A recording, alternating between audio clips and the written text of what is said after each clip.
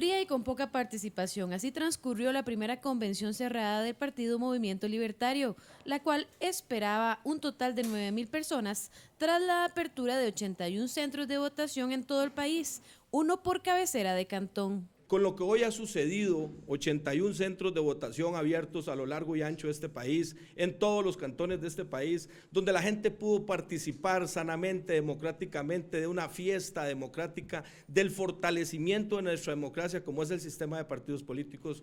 Uno dice, vale la pena participar en política, vale la pena estar al frente desde la presidencia de un partido como el Partido Movimiento Libertario. El precandidato Otto Guevara ejerció su derecho al voto en la Escuela República de Venezuela, en el distrito central del cantón de Escazú, en donde antes de él habían votado menos de 10 personas. Para todos los costarricenses en términos generales, o sea, que básicamente sepan que el Movimiento Libertario va a participar en este proceso electoral con la intención de ganar las siguientes elecciones. A los libertarios que están inscritos, mire, tienen tiempo hasta las 4 de la tarde, realmente hay un espacio suficiente, son 9.000 y un resto de personas las que están legitimadas para votar en este proceso. Por su parte, Natalia Díaz emitió su voto en la escuela Porfirio Brenes en Moravia, en donde su nombre figuraba entre otras 100 personas inscritas. Hemos recibido algunos reportes de que la votación ha sido buena en algunos lugares del país, entonces esperaríamos los resultados al final de la tarde para, ojalá, resultar candidata electa del Partido Movimiento Libertario el día de hoy. Ambos precandidatos destacaron factores como experiencia y género para ser parte del proceso. Básicamente una gran experiencia porque le ha dado muchas veces la vuelta al país en cada una de las diferentes campañas, pero al mismo tiempo, si yo analizo el Otto Guevara de la primera campaña, que es básicamente una persona que venía saliendo de la Asamblea Legislativa pidiendo el voto a diputados, al Otto Guevara de hoy han transcurrido muchos años y no solo, digamos, las canas no aparecen de gratis en la cabeza. Mostrar que las mujeres podemos tomar estos puestos, sobre todo una persona como yo, joven, que también ha tenido experiencia en la política, que la experiencia más bien ha sido muy positiva desde el punto de vista profesional y en la política he sido diputada, también he participado a lo largo de todos estos años en el partido, en todas las estructuras, desde los 19 años estoy prácticamente involucrada en todas las campañas del partido. Esta se convirtió en la última convención en donde los costarricenses podrán votar de previo a las elecciones 2018, siendo esta cerrada y teniendo un costo de inscripción de 4.000 colones. De hecho, yo soy apolítico, pero me gusta ejercer mi derecho y por cada partido, si puedo votar por el que más me parece, lo hago. A partir de las 4:30 de la tarde de este domingo en la casa de campaña ubicada en Barrio La Pitaya, el Tribunal Electoral Interno inició con la recolección de las tulas con los votos libertarios. Bueno, y con cerca de 1.800 votos, Otto Guevara Gut se convierte en el candidato presidencial del Partido Movimiento Libertario por quinta ocasión, mientras que la diputada Natalia Díaz obtuvo poco más de 1.200 votos, que se refleja en un 40% del total de votos emitidos. Una diferencia de 580 votos le dio el gane al precandidato del Partido Movimiento Libertario, Otto Guevara. El actual diputado contó con el apoyo del 59.85% de los simpatizantes, mientras que Díaz se dejó el 40.51% de los 3.000 votos contabilizados a esos de las 9 de la noche de este domingo. Tenemos que el porcentaje total sería un 59,85% para don Otto Guevara y un 40.51% para Natalia Díaz.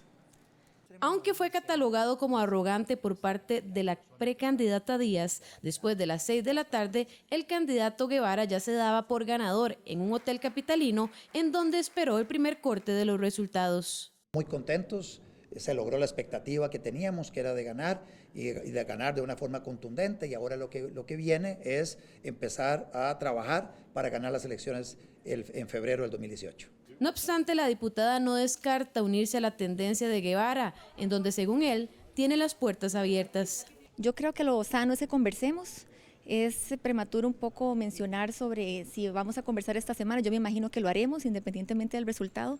Creo que el objetivo es que el partido se mantenga unido, eso es lo que nosotros buscamos, y obviamente tendríamos conversaciones lo antes posible para ver de qué forma podemos trabajar de cara al 2018. Es una persona que abraza las ideas de la libertad, con tanta pasión como yo. Indudablemente ella jugará un rol importante, el rol que ella quiera, casi que quiera jugar eventualmente en nuestro equipo de trabajo. Yo voy a conversar con ella con el propósito de ver a dónde se siente a gusto. El resultado se dio con 77 mesas escrutadas de las 81, faltando aún Pocosí, Limón Centro, Tarrazú y Cañas. Bueno, y para hablar de este tema están ya con nosotros acá don José Carlos Chinchilla, don Carlos Carranza, ambos analistas. En cuestión de minutos también se estará incorporando Esteban Salazar, quien también es analista. Bueno, teníamos invitada a doña Laura Brenes, socióloga, que no podrá acompañarnos por un problema de salud, y también en cuestión de minutos estará con nosotros ya el candidato del Movimiento Libertario, don Otto Guevara. Muy buenos días a ambos, muchas gracias por estar con nosotros. Y bueno, tal vez empezar rápidamente con un análisis de lo que fue esta convención del Movimiento Libertario, tal vez previo ya a adentrarnos en lo que es el panorama en general de la política, viendo que bueno, habían 9,000 personas inscritas, se tenían previstos que llegaran a votar 6,000 más o menos, finalmente llegaron a votar tan solo 3,000 personas en lo que fue la convención interna del Movimiento Libertario. Buenos días. Muy buenos días. Bueno, es una campaña diferente a la que hemos visto en los otros partidos porque era cerrada. Decir cerrada es que solo las personas que ya están prácticamente militando o inscritas en el partido participan. En realidad es primera vez que en el Movimiento Libertario se hace una elección de este tipo, ¿verdad? Era interesante porque era el contraste entre el candidato de siempre, ¿verdad? Fundador, 4 veces candidato, y Natalia Díaz, una diputada actualmente del Movimiento Libertario, que presentaba una cara diferente, digamos, y daba la idea de que efectivamente el Movimiento Libertario podía tener algún giro importante de unos 90 a 180 grados, ¿verdad? En el sentido de una candidatura, una persona fresca, joven, con nuevas ideas, con alguna noción un poquito, digamos, más evolucionada en lo que es la responsabilidad social del Estado. Y bueno, lo cierto es que al final se mantuvo la tradición dentro del partido. Don Otto va a ser por 5ª vez candidato a la presidencia de la República. Bueno, en ese sentido uno dice, bueno, le va a ser muy difícil plantear nuevas ideas, le va a dar un grado de dificultad amplio el poder generar una nueva capacidad de convocatoria, digámoslo así.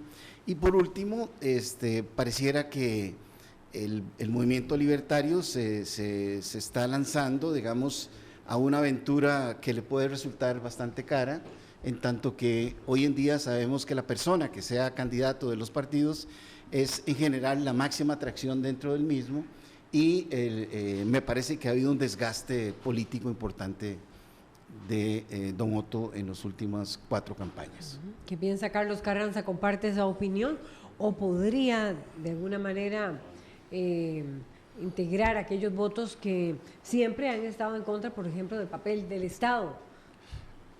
Creo que comparto lo que dice José Carlos en parte. Yo diría que hay 2 fenómenos que hay que analizar. Uno es el fenómeno del desgaste, que es muy claro. 5 campañas a la presidencia son muchas. Cuesta levantar imagen y crear oferta política oportuna, adecuada y precisa. Es decir, cómo te renovas de cara, cómo haces para lograr nuevos elementos, es un tema que hay que ver. Este tema del desgaste es un tema importante. Un segundo tema que me parece que no estuvo tan presente, pero es que el pensamiento libertario se ha venido dividiendo en ciertos momentos por diferentes circunstancias.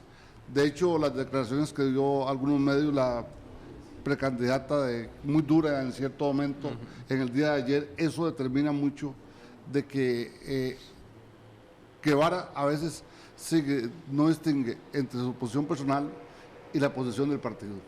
Y eso ¿podrías explicarte un poco claro, eso? Con mucho gusto.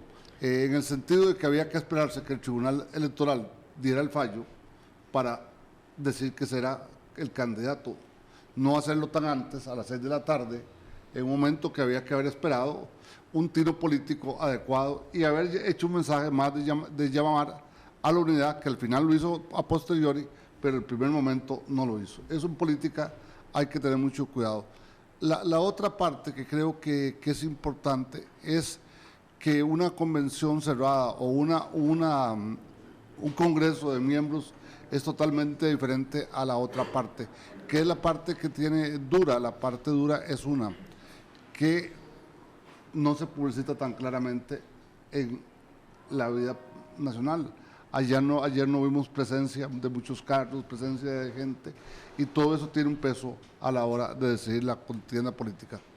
Y ya se está integrando con nosotros David Roversi, Otto Guevara, a quien le damos la bienvenida. Buenos días, Otto Guevara. Un gusto. Veíamos los datos. Poca participación, Otto Guevara. Se esperaba padrón de 9.000, se esperaban 6.000, pero participa una tercera parte. ¿Cómo ven los resultados, Otto Guevara?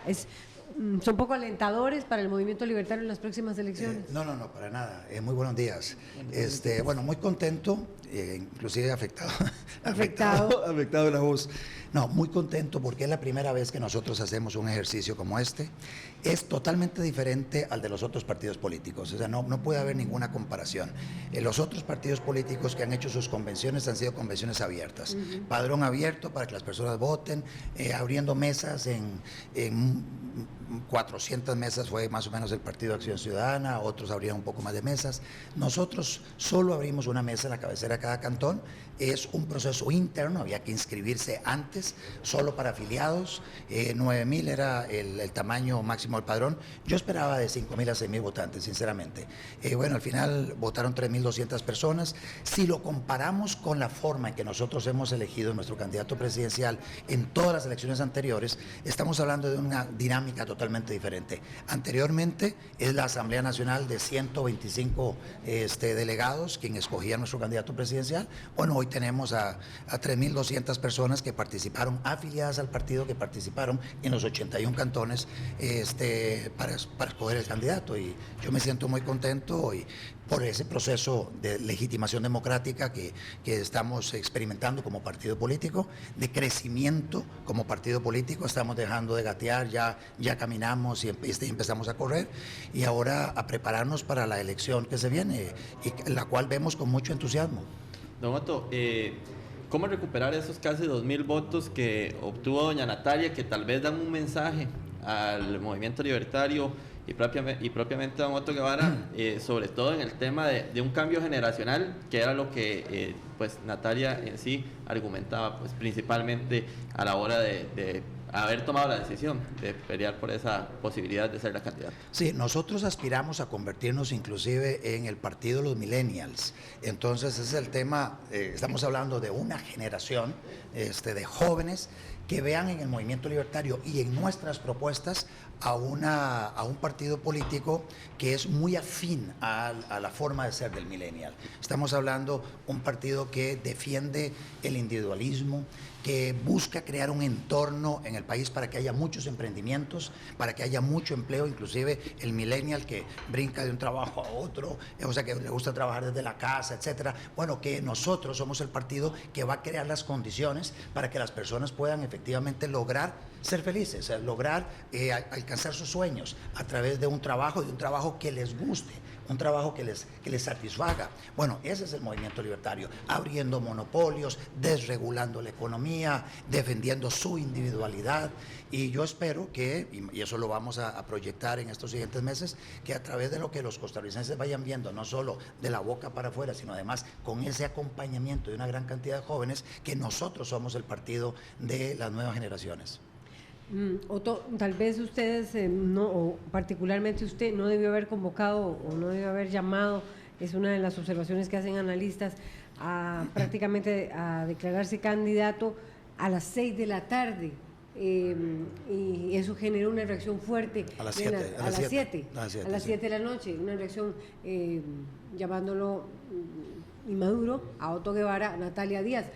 ¿Cómo va a hacer para conquistar ese sector si hay ya diferencias que se mostraron muy claramente ayer? Bueno, tenemos que darnos cuenta que siempre el cierre de un proceso electoral, las emociones andan un poco desbordadas.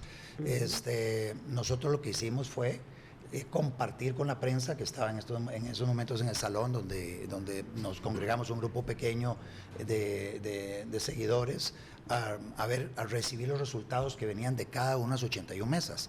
Básicamente, contabilizar votos en una convención con 3.200 votantes, donde hay 81 mesas, donde básicamente se cuentan muy rápido y hoy la tecnología permite tomar una fotografía y mandar por WhatsApp. Ya nosotros a las 6 y un resto ya teníamos los datos de las 81 mesas, o sea, extraoficialmente, porque no se habían enviado a través de los formatos que el Tribunal Electoral Interno requería. Entonces, cuando se da el primer corte del Tribunal Electoral Interno, con 40 mesas que dijeron ellos a las 7 de la noche, nosotros dijimos, bueno, extraoficialmente, según nuestros datos, según las fotografías que nos mandaron los fiscales nuestros de cada uno de los centros de votación, el resultado es el siguiente, es más o menos 60-40 con 3.200 y un resto de votantes, así en forma muy transparente. Esperemos a que ya lo ratifiquen, pero esa es la información oficial, esa es la información que viene de los fiscales del partido, y por eso es que nosotros desde temprano estábamos bastante contentos porque hemos logrado nuestro propósito,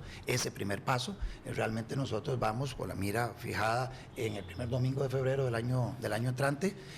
Vamos a jugar un rol protagónico en esa siguiente campaña. Tenemos una oferta política electoral, una oferta programática totalmente diferenciada de la de los otros partidos políticos, y estoy muy entusiasmado de participar en todo tipo de conversatorios y debates con mis contendores, candidatos presidenciales de los otros partidos políticos, para lograr proyectar esa diferenciación y así los costarricenses se identifiquen con nuestra propuesta. Con Natalia Díaz, ¿cuándo se va a sentar otro día? Bueno, con Natalia Díaz ya hoy me siento a las 3 de la tarde a la par, porque somos diputados, somos compañeros y además compañeros de curul. Así que entonces en el transcurso de esta semana me parece que empezaremos a conversar. Hay personas muy valiosas que estuvieron trabajando en su tendencia, y bueno, nuestro movimiento es un movimiento de puertas abiertas. Bueno, acá los analistas también quieren comentar, y creo que bueno, es a veces complicado poder tener un candidato también y analistas en la mesa. Entonces, si quieren aprovechar, don José Carlos. Sí, yo quería aprovechar porque me llamó mucho la atención su discurso orientado a un segmento que es la juventud, en un momento donde hay otros candidatos, digamos, que aparecen por primera vez, muy jóvenes. Usted es un candidato que ha estado varias veces aspirando, ¿verdad? ¿Cómo manejar ese contraste entre un candidato reincidente, digamos, o que se ha presentado a la ciudadanía, con un discurso orientado hacia un segmento de juventud que podría encontrar en otras personas de edad relativamente más cercana una posibilidad? ¿Cómo lo ve usted? Es que el tema, José Carlos, es más de ideas. Usted ve a candidatos relativamente jóvenes como Carlos Alvarado, Sergio Mena, pues usted ve su discurso, el discurso de ellos es un discurso que no va de la mano con las aspiraciones de los millennials. Es un discurso muy trillado, muy sobre lo mismo que ha estado viviendo Costa Rica en las últimas décadas. Y es ahí donde nosotros consideramos que vamos a conectar con ese electorado joven, que busca más libertad. O sea, nosotros somos el partido que promueve la libertad en todos los ámbitos, y en el ámbito laboral no hay un partido político como el nuestro en relación con las aspiraciones de muchísima gente de poder escoger entre diferentes opciones en aquellos servicios que están hoy monopolizados, aquella persona que quiere emprender, o sea, lo que quiere es empezar su pequeño negocito. ¿Y quién es el único partido político que defiende, pero así con fiereza, esa posibilidad que la gente pueda emprender? Nosotros defendemos la economía informal, la defendemos.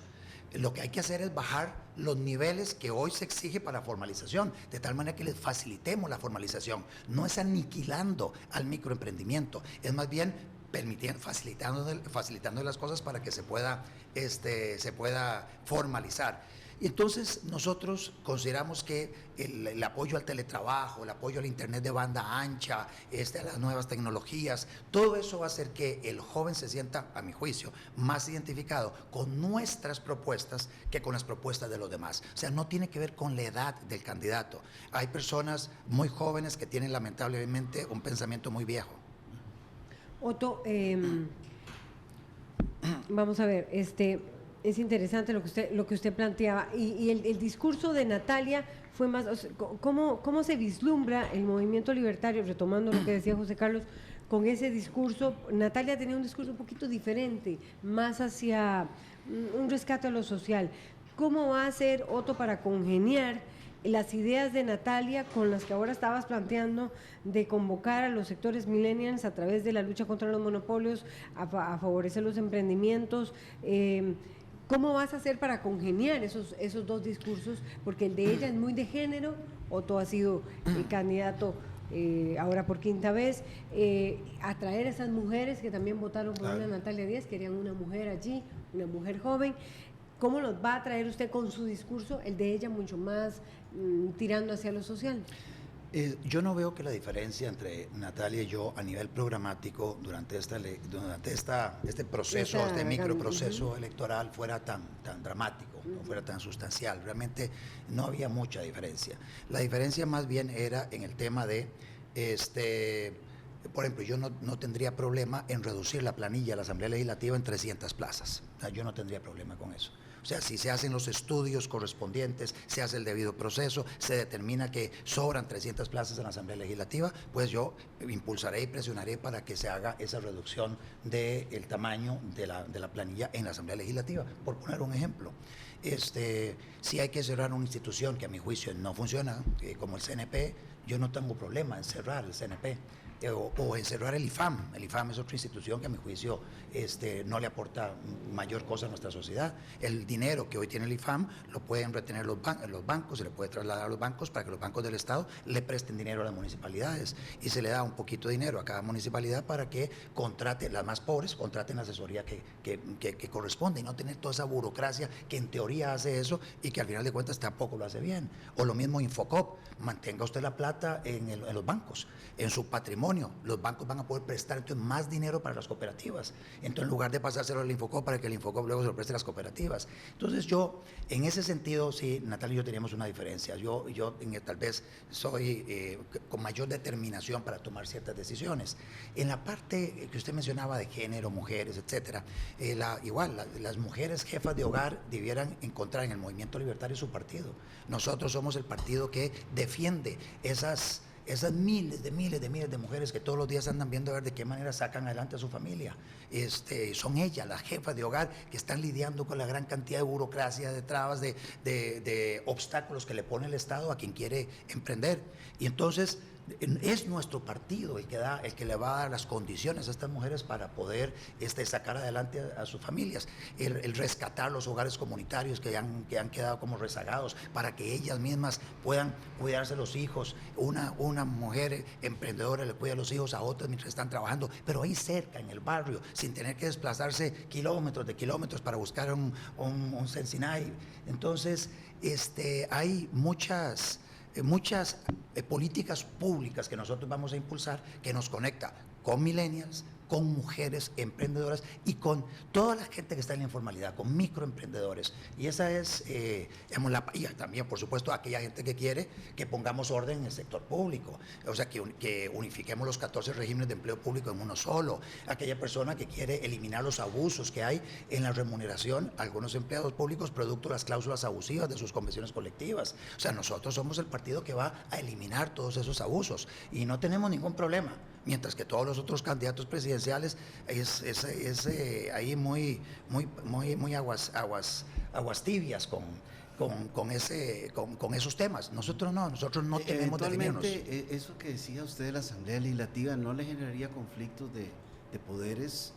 O sea, eventualmente su presidencia, uno vería en perspectiva un nivel de conflictividad creciendo, digamos, dada la segmentación que hay acá, los intereses corporativos. ¿No entraría el país en una cuestión de alta conflictividad? Ya hemos visto que con primeros atisbos de algunos cambios el país entra en una tensión. ¿Cómo resolvería usted Bueno, eso? indudablemente, José Carlos, si se quiere sacar a Costa Rica del hueco en el que estamos, patinando hace muchísimo rato y cada vez hundiéndonos más, necesariamente van a haber tensiones. Necesariamente, porque los cambios estructurales van a generar modificaciones de las cosas, de la forma en que se han venido haciendo las cosas. Entonces necesariamente va a haber conflictividad. Le doy un ejemplo. Yo de presidente, el 8 de mayo instruyo al ministro de Obras Públicas y Transportes para que redacte un reglamento para darle un permiso especial a todas las personas que hoy se ganan la vida transportando personas en su vehículo mediante plataformas tecnológicas como la de Uber u otras. Un permiso especial sin límite, básicamente 2 veces al año RITEVE, un segurito básico, igual que se le pide a los taxistas, y ya está, inscríbase, tráigame los documentos, y usted puede dedicarse a eso sin ningún problema. Bueno, eso, así resuelvo el conflicto Muy probablemente a los taxistas no les guste, pero si me cierran una calle, bueno, aplicaré la ley para quienes me cierran una calle. Si me cierran una calle, empezaré a revisar todos los taxistas para ver si efectivamente los 11,000 taxistas están a derecho, en el sentido de que si tienen a la persona contratada, si la tienen asegurada en la caja, si están haciendo las cosas a derecho, porque la mayoría de los taxistas alquilan la placa y lo que es ilegal. Entonces, a mí no me da temblar el pulso en esa dirección.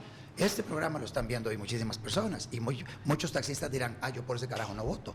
Muy probablemente el dueño de la concesión vaya a verse afectado, pero yo ese taxista que trabaja todos los días para darle 30,000 pesos al día al dueño de la placa, lo que es ilegal, a esa persona le digo, mire, usted tiene más posibilidades montando su propio emprendimiento, compre usted su propio vehículo, dedíquese usted a hacer esa labor, venga acá y le damos un permiso especial, no tiene que pagarle 30,000 pesos al dueño de la concesión, pero los dueños de las concesiones no van a votar por mí y yo se lo tengo muy claro, va a haber conflicto. La Asamblea Legislativa, yo sé que hay división de poderes, pero va a haber una bancada legislativa del Movimiento Libertario amplia, entonces la idea a través de ellos es que se hagan las gestiones ante el Directorio Legislativo para que el Directorio Legislativo haga la consulta al Ministerio de Planificación para que hagan una revisión de todos los procesos de la Asamblea Legislativa y si sobra personal, entonces que se tomen las decisiones correspondientes en esta dirección. ¿Cómo? De forma gradual, en un plazo de 1 o 2 años, mientras se va adelgazando la planilla de la Asamblea. Muchas gracias a Otto Guevara. Yo quería preguntarte finalmente, Otto Guevara perdió las elecciones hace 4 años. ¿Por qué cree que las perdió y por qué cree que ha perdido los últimos 4 procesos? Bueno, nosotros llevamos ya 4 procesos y yo, a diferencia de tal vez como lo ven algunos, el proceso del 2002, 2006 y 2010, todos fueron procesos victoriosos para nosotros. En un entorno donde estamos hablando de un país absolutamente socialista en el que nosotros participábamos en aquel momento, impulsando ideas que no eran las ideas más populares en Costa Rica en aquella época, y nosotros fuimos aumentando nuestro peso relativo en la política costarricense. Yo soy el hijo mayor de 4, que se amamantó de la política en la casa. Mi padre fue de los dirigentes máximos del Partido Demócrata Cristiano. El Partido Demócrata fue candidato a vicepresidente en el 70 y en el 74. El Partido Demócrata Cristiano participó únicamente en 2 elecciones y solo sacó un diputado en el 70. Y luego no sacó diputado y luego participó en la coalición Unidad en el 78. Y el Partido Demócrata Cristiano estuvo 2 años, para el 82, donde todavía participaron como coalición y ya luego se disipó. El Movimiento Libertario tiene de participar ya 5 campañas y todas con éxito. La única en la que nosotros efectivamente lo vemos como una derrota, como un golpe que nos hizo morder el polvo, fue el último proceso electoral. Teníamos una expectativa de mantener al mismo lo que teníamos, la cantidad de votos que teníamos, la cantidad de diputados que teníamos, de ir a una segunda ronda y al final nos llevamos un golpe. Producto en parte de un error mío, un error de una decisión estratégica que tomé, motivado por el temor que yo tenía en aquel momento de que el Partido Frente Amplio ganara las elecciones. Nosotros teníamos información de que cualquier candidato que no fuera Johnny Araya, me refiero a José María Villalta, Rodolfo Pisa, Luis Guillermo Solís y Otto Guevara, cualquiera de nosotros 4, en segunda ronda le ganábamos a Johnny Araya. El problema es que a finales de diciembre, el que ganaba la elección se llamaba José María Villalta. Y realmente lo peor, a mi juicio, que podía pasarle a Costa Rica es un gobierno del Frente Amplio. Y entonces yo decidí, y fue tal vez una decisión más de mucha pasión y mucho temor. Digo, no, o sea, cualquier cosa menos que José María Villalta gane. Entonces hubo un ataque, tal vez un ensañamiento de mi parte durante el último mes en contra del candidato José María Villalta del Frente Amplio, que hizo que fuera perdiendo apoyo. No es que yo lo ganara, El que lo fue ganando fue Guillermo Solís y nos pintó como extremos. Y el tico no le gustan los extremos en términos generales. Y entonces ahí encontró a un candidato, pues Guillermo Solís, que le generaba confianza y se sentía cercano y así ganó. Pero en este siguiente proceso, Laura, viera que yo aprendo los errores y la versión de Otto Guevara que los costarricenses van a tener en esta siguiente elección es la mejor versión de todas las que han participado en política. Bueno, y vamos a darle seguimiento a ese proceso de campaña. Gracias, Otto Guevara. Gracias. Seguimos con nuestros analistas para hablar sobre el proceso y ya está con nosotros también Esteban. Así es, Esteban Salazar, que se incorpora a la mesa de RTN Revista. Buenos días, Esteban. Su análisis inicial para darle la posibilidad a don Otto, que tiene también otros compromisos, de ir con otros medios de comunicación. Lo dejo entonces. Muchas gracias. Hasta luego. Buenos días. Hasta luego. Me llevo esta agua para no Adelante. Muy buenos días a ustedes aquí en el set y a las personas que hacen el favor de vernos en esta mañana, todas las personas, a todos los que se dirigen hoy a sus trabajos, que hoy los muchachos entraron otra vez a clases y las calles de nuestro país están nuevamente colapsadas, lo cual nos lleva, digamos, directamente a conversar sobre la importancia de la próxima elección para resolver todos esos temas. Sí. Esteban, ¿cómo ve usted a propósito de que ahora, sí, adelante, a propósito de que ahora estaba el proceso de el análisis, o más bien las reacciones o las declaraciones que daba don Otto Guevara aquí en RTN Revista, decía que convocaba a los millennials y lo pretende convocar? Usted es un analista joven que hoy se integra con nosotros también. ¿Cómo ves esa alternativa?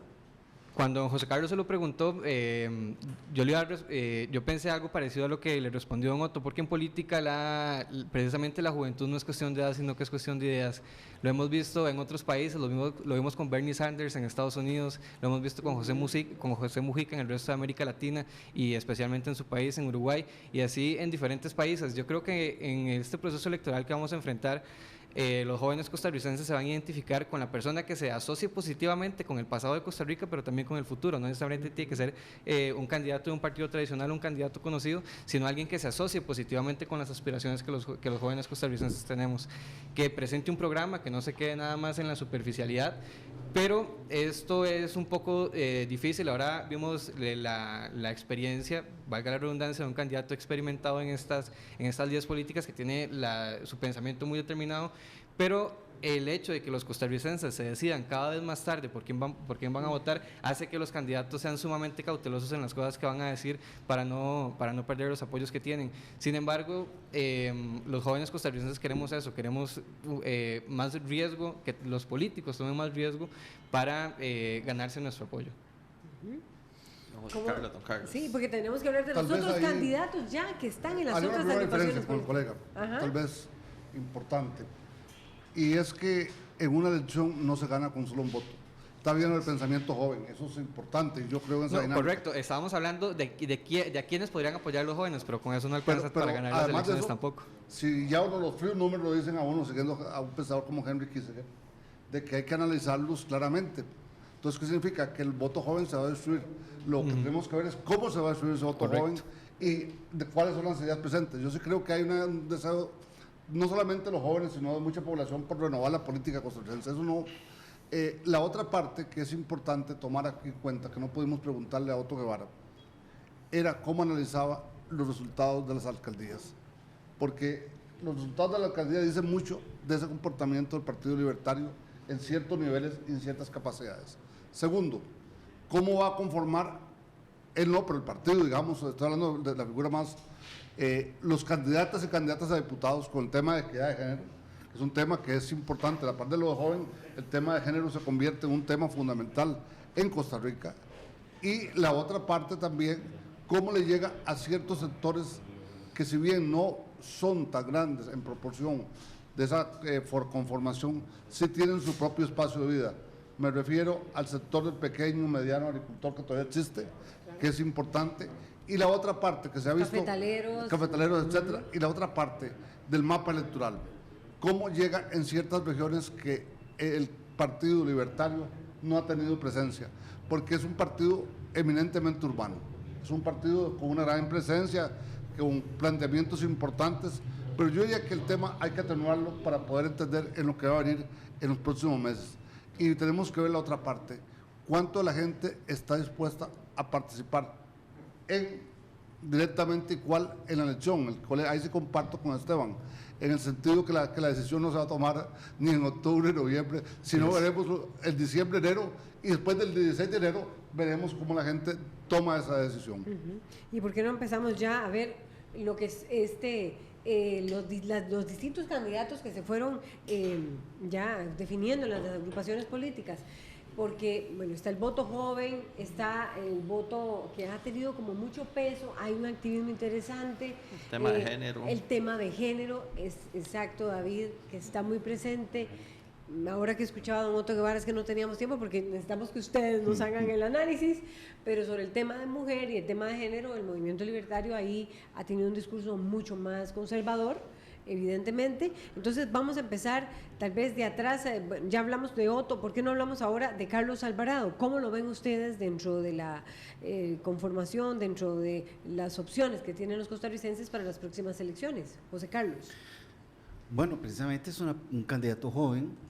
Bueno, al que él le hizo observaciones ahora, no se requiere que sea joven para ser un candidato que atraiga a los millennials. Sí, claro, el tema no es si solo es suficiente ser joven, pero la posibilidad de una comunicación con la juventud por referencia etaria es más directa, ¿verdad? Ahora, el tema es que en el candidato del PAC, uno siente que tiene muy claro la propuesta intelectual, digamos, la propuesta política, pero uno le ve poca comunicación. También. Sí, también, pero voy al punto siguiente. Don Otto tiene mucha pasión en lo que plantea, don Carlos no tanto. Creo que don Carlos tendría que fortalecer un poco esa parte emocional de comunicación. Yo no digo que no lo sea en su vida personal, pero como político, digamos, es un discurso bastante seco, digamos, uno lo ve un poco encuadrado, digamos, en un marco muy rígido, y tendría que soltarse un poco más para este proceso electoral. ¿Por qué? Porque las últimas elecciones el plano emocional ha sido central. Es decir, es evidente que sobre la base de un nivel de inconformidad de sectores importantes de la población, la posibilidad que tuvo Luis Guillermo fue llegarle efectivamente a este grupo, ¿verdad?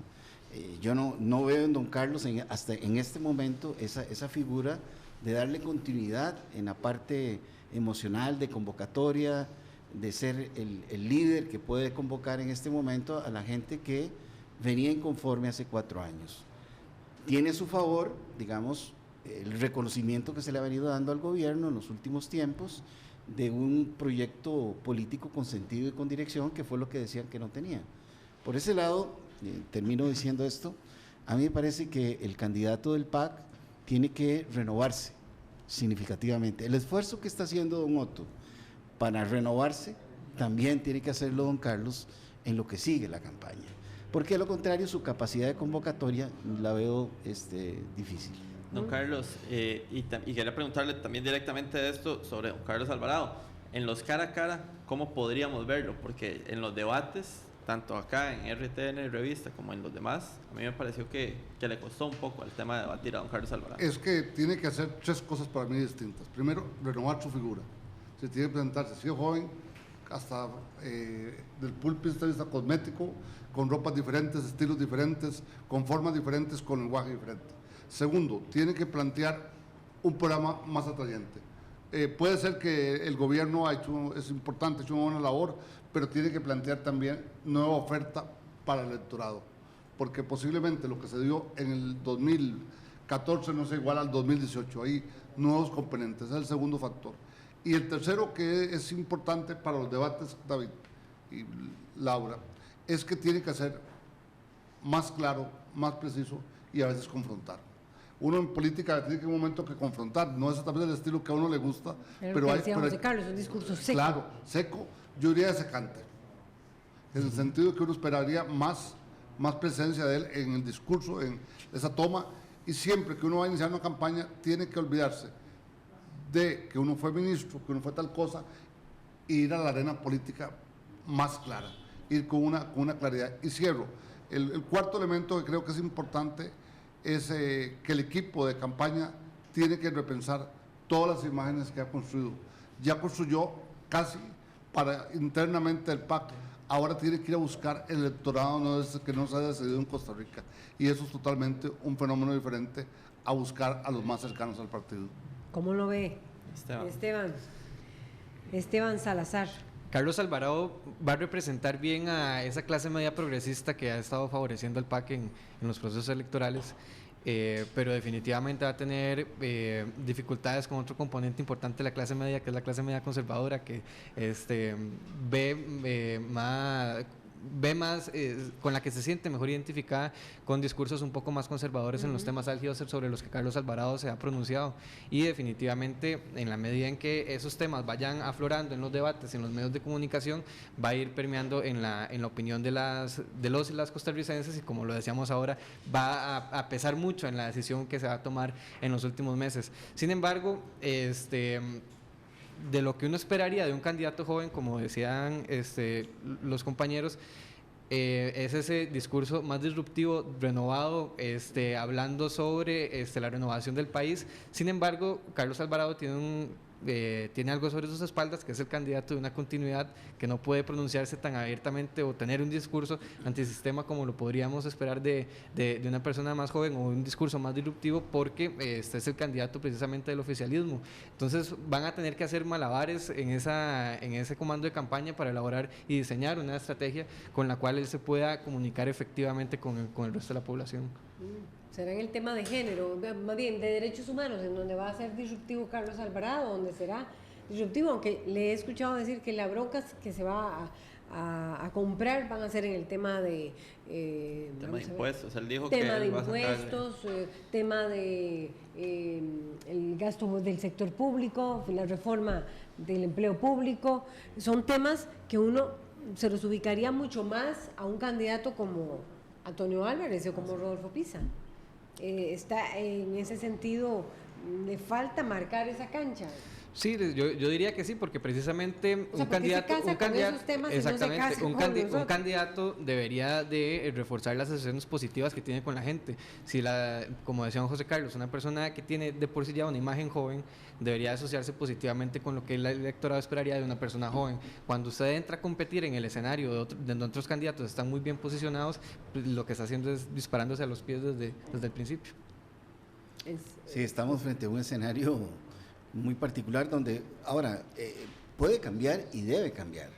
Si aspira a gobernar, va a tener que hacer ajustes a nivel del discurso, a nivel del tipo de comunicación, como decía Carlos también, hasta la forma en que se presenta, en fin, pero tiene buenas posibilidades. Y esto está comenzando. Es que tal vez, digamos, no sé cómo plantearlo en sí, pero por ejemplo la gente, y bueno, como pasó en la elección pasada, ya no está buscando tal vez partidos. Los que están en los partidos ya están, el fuerte del PAC, el fuerte de Liberación, ese voto duro. Ahora, el secreto está en buscar atraer a todos esos que no tienen claridad, ¿verdad? ¿Cómo puede o quién está sacando mayor ventaja de eso a hoy? ¿Quién podría ser ese candidato ya establecido que esté sacando esa ventaja de decir, bueno, no sé, tal vez un Juan Diego Castro que ha estado trabajando mucho en redes y que ha estado jalando mucha gente de una u otra manera, o será Carlos Alvarado, será Rodolfo Pisa, el mismo Antonio, no sé, quién es el que está sacando provecho a esa hora en este arranque, digámoslo así, electoral? Es curioso porque la impresión que uno tiene es que aunque uno ve cierto movimiento, realmente no hay un involucramiento de la ciudadanía en esta, no es un tema central, digamos, en este momento, todavía es un tema muy temprano periférico, ¿verdad? Y por lo tanto, en el marco de lo que aquí se ha planteado, yo veo lo que llamarían un stand-by, como un estado de espera. Uno le extraña, por ejemplo, que el señor De Santi, que hace rato fue electo, no ha progresado significativamente, no se le ve progreso, no se le ve presencia, no se le ve, digamos, ese liderazgo que debería tener, más viniendo del Partido de Liberación Nacional, no se le ha visto, ¿verdad? Y en el caso del señor Pisa tampoco, es curioso. O sea, los dos electos al principio, uno no ve, digamos, en el escenario más público, ¿verdad?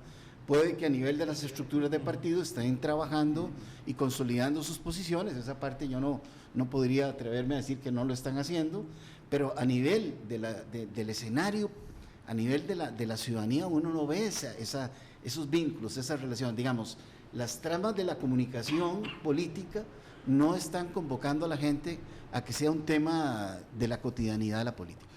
Tal vez yo diría que hemos dado el primer eliminatoria, para hablar en términos de 800 metros, 1500, y disculpen los candidatos si hago esa analogía.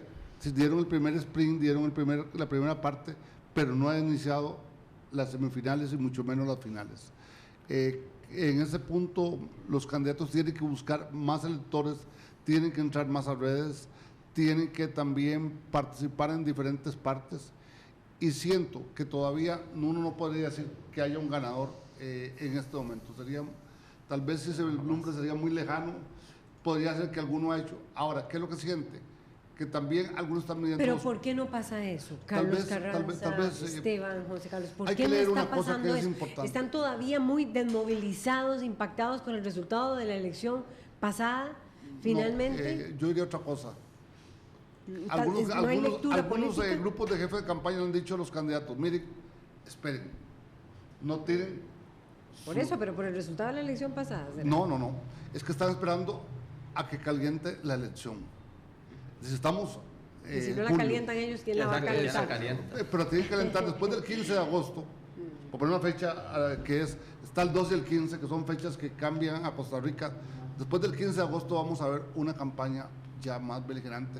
Posiblemente vamos a ver que los partidos que tienen que conseguir un financiamiento, que es otro tema importante, que no hay que dejarlo, se van a comenzar a mover. Y la otra parte que también hay que entender, en lo que decía tanto Esteban como José Carlos, el intríngulo de los partidos. Eso de definir candidatos y definir cómo se distribuyen las candidaturas a diputados, no lo dicen en el discurso, pero eso lo están amarrando todos los partidos, con respeto a todos. Y eso también está presente en estos momentos. Vamos a ver posiblemente las primeras avanzadas con algunos enfrentamientos en la Asamblea Legislativa. Ya lo dijo Don Otto, hay algunos temas polémicos que quiere fijar pauta, entonces eso va a obligar a que otros se mueven. Fenómenos como lo de Juan Diego Castro sí se están dando, y yo sé que ha citado con su escoba a mucha gente, pero todavía no se nota esa presencia tan alto en las posibilidades de voto a las elecciones, de cara a las elecciones 2018. ¿Qué dice Esteban? Es similar el análisis. Yo creo que las convenciones y los procesos internos que acabamos de vivir en el último año no le sirvieron a los partidos políticos para ampliar su base, sino para convocar a su gente, y básicamente fue un enfrentamiento entre tendencias dentro de los partidos, ver cuál candidato le ganaba al otro, el tema de las cuotas de poder, y después vemos cómo nos enfrentamos con el tema nacional. Ahora llegan al tema nacional y sigue la incertidumbre porque no aprovecharon la plataforma de la convención para darse a conocer o conseguir el apoyo de mayor número de personas, porque ya los candidatos son bastante conocidos. Tenemos candidatos con más del 60% de conocimiento popular, pero ninguno de ellos supera el 30% de apoyo, digamos, de que la gente diga voy a votar por esta persona. Entonces, al no haber aprovechado esa coyuntura de enfrentamiento, de debate, para conseguir un mayor apoyo de los costarricenses, sigue esa incertidumbre que va a derivar en eso, que es que los costarricenses se van a decidir prácticamente en los tiempos extras por quién van a definir el voto, y eso va a ser muy particular porque vamos a ver entonces, creo, una campaña sí de enfrentamiento, sí de choque, pero muy laxa, digamos, en los debates de los temas de fondo. Estás hablando de Antonio Álvarez y Rodolfo Pisa, que son los más conocidos. Bueno, Otto Guevara también. Correcto.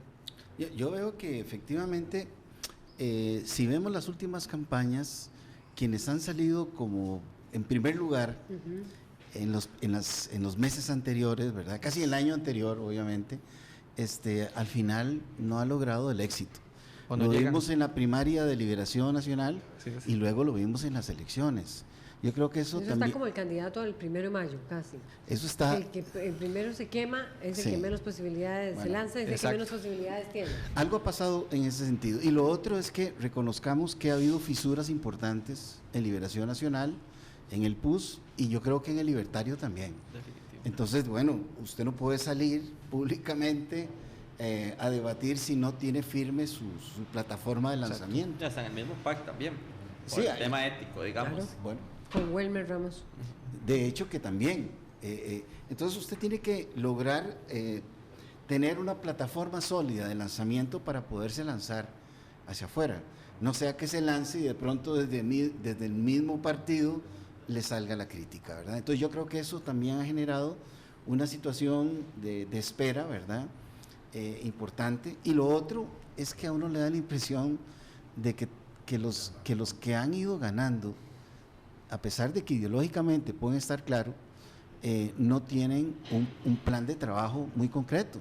O sea, yo no dudo que don Otto Guevara tenga claro su ideología, pero sí dudo que tenga claro cuál es su proyecto político concreto.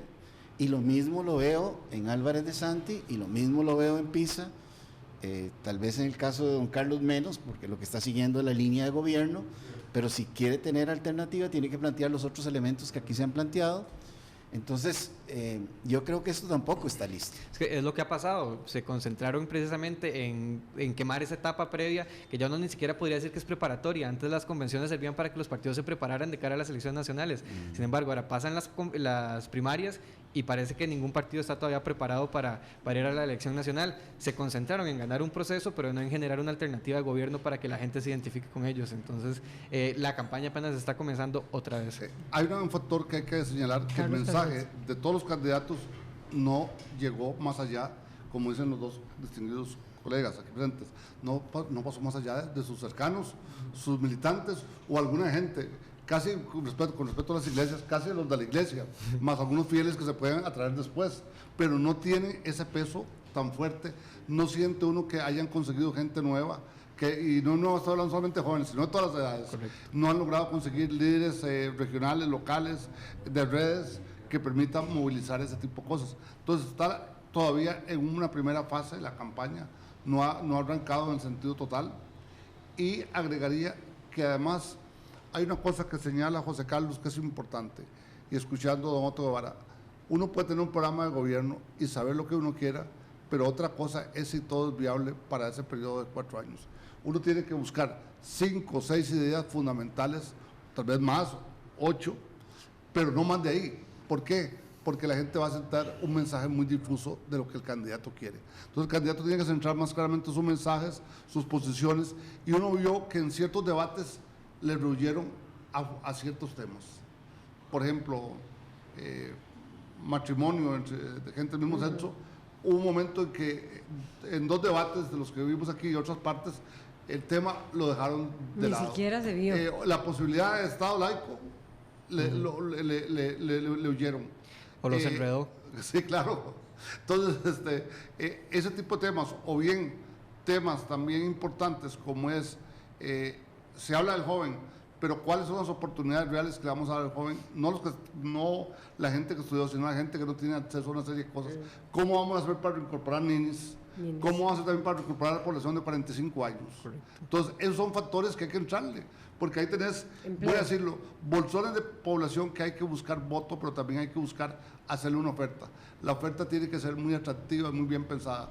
Creo que, a diferencia de la anterior, que fue muy de medios, esta tiene también que tener, no solamente eso, pero tiene que tener algo de programa que le llegue a esos diferentes sectores. Y con discurso claro. Muchas gracias, se nos acaba el tiempo. A José Carlos Chinchilla, a Carlos Carranza y a Esteban Salazar por tenernos este análisis. Y ahora sí, que se cierran casi que los procesos de las convenciones de las agrupaciones políticas, porque los otros ya son candidatos prácticamente definidos. En el caso de Frente Amplio, me falta analizar también en Frente Amplio, con Edgardo Anaya, que ya está listo, Juan Diego Castro, los partidos cristianos ya tienen prácticamente sus candidatos. Tenemos que ir a un corte y vamos a venir con información sobre Venezuela. Tendremos que hacer más análisis de esto, pero lo vamos a estar haciendo a lo largo de este periodo. Dentro de la plataforma Contrapunto. Así es, vamos a un corte y regresamos.